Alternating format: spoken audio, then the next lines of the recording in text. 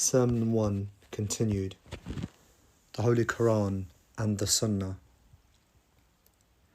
But the Prophet left among you the same which other prophets left among their peoples, because prophets do not leave them untended, in dark, without a clear path and a standing ensign, namely the book of your Creator, clarifying its permission and prohibitions, its obligations and discretion, its repealing injunctions and the repealed ones, its permissible matters and compulsory ones, its particulars and the general ones, its lessons and illustrations, its long and the short ones, its clear and obscure ones, detailing its abbreviations and clarifying its obscurities.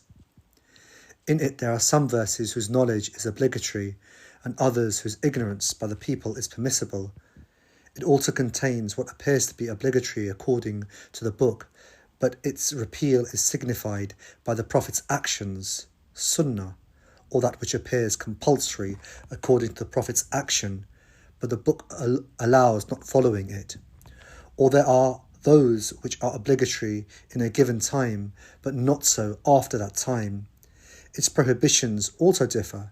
Some are major, regarding which there exists the threat of fire, hell, and others are minor, for which there are prospects of forgiveness.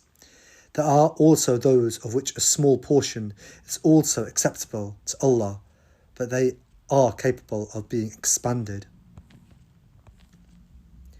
In this very sermon, Amir al-Mu'mineen spoke about Hajj. Allah has made obligatory upon you the pilgrimage, Hajj, to his sacred house, which is the turning point for the people who go to it as beasts or pigeons go towards spring water. Allah the Glorified made it a sign of their supplication for his greatness and their acknowledgement of his dignity. He selected from among his creation those who, on listening to his call, respond to it and testified his word. They stood in the position of his prophets and resembled his angels who surround the divine throne, securing all the benefits of performing his worship and hastening towards his promise forgiveness.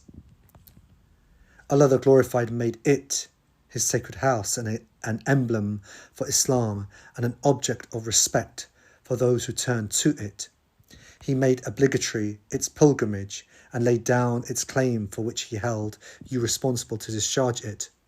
Thus Allah the Glorified has said, and purely for Allah is incumbent upon mankind the pilgrimage to the house for those who can afford to journey thither, and whoever denieth this, verily Allah is self-sufficiently independent of the words. The Holy Quran, Surah 3, verse 96.